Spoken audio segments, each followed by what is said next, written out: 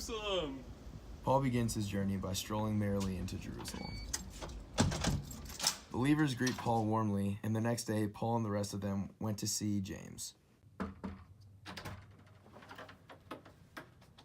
Hey James, what's up? Nothing much. Paul then tells James how God had worked through him for the Gentiles. Paul took the men and purified them along with him. Things were running a-okay, but ruh-roh, some meddling Jews were spying on Paul. Hey man, that's sacrilegious. You can't taint our holy place with Gentiles. The entire city was in uproar, and people from every direction were coming to see this. People took Paul and dragged him out of the temple. While they were trying to kill Paul, news reached the commander and he began to sprint towards this riot.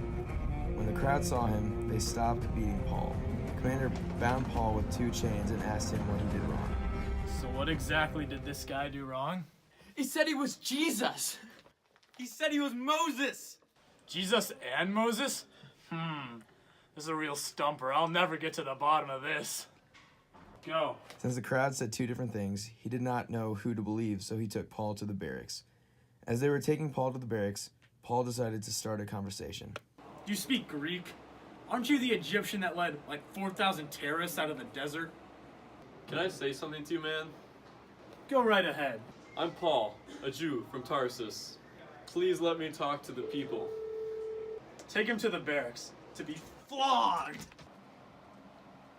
Is it legal to flog a Roman citizen? Oh shoot, you're Roman? Oh, might be. Let's talk to the Sanhedrin. Hey guys, I was trained in the law of our fathers. I persecuted believers, but then I saw a bright light. I fell to the ground and I heard a voice. It was Jesus. He told me to preach. Then he told me to leave. Now I'm a good guy. The Jews did not like this. He's not fit to live. He is a troublemaker. Yeah, get him out of here. Yeah, okay, Sanhedrin. You think you're cool with your weird name and your beards? You guys sin too. How can you judge others, you whitewashed walls?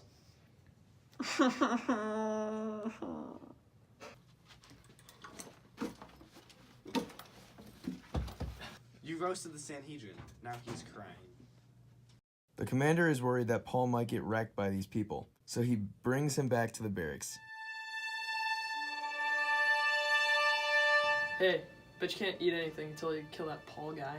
Yo, yes I can. Watch. We're gonna kill Paul. Lol. Paul's nephew hears the plot and hurries back to the barracks to tell Paul, but is stopped by the commander. Again, but don't let them. They will ambush him, man. It won't be good. Don't tell anyone that you were here. The soldiers then transported Paul to Caesarea. Paul is held in a court meeting under Festus in Caesarea, but many Jews brought serious charges against him. Listen, man, you've been stirring up so many riots. I've been slept in like 7 days. Half the Jews have died from starvation because of that stupid bed. I'm clean, man. I just spread God's word. I strive to keep my conscience clear before God and men. This decision's too hard. When Lysias gets here, we will decide whether you are innocent or not. It's been 2 years, man. Can I please just go home?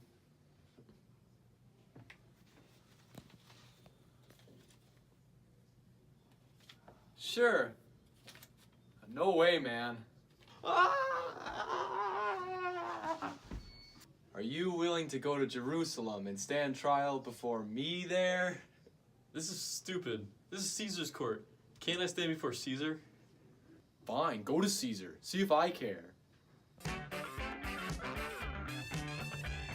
Agrippa heard of this and demanded to hear this guy for himself.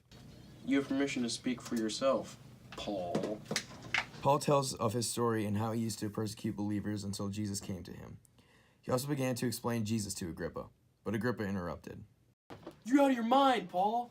No, you're insane. You're the one with the stupid name. Do you think you can convert me to be a Christian? I hope someday you'll be like me. Except, of course, you know, the chains. This man has done nothing wrong. He could have been set free if he hadn't appealed to Caesar.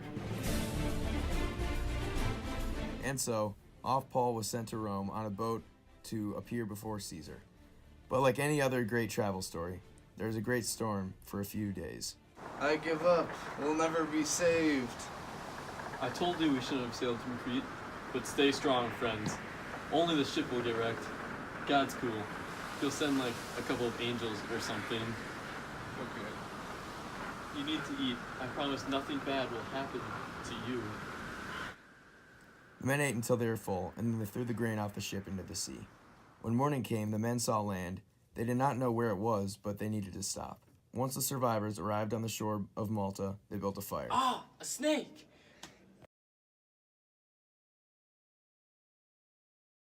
But the snake on Paul's arm did not kill him and began to think he was a god.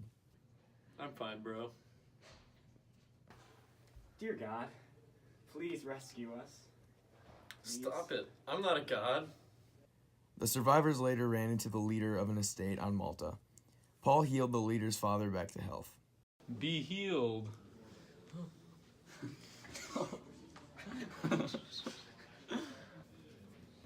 Can I go to Rome now, please?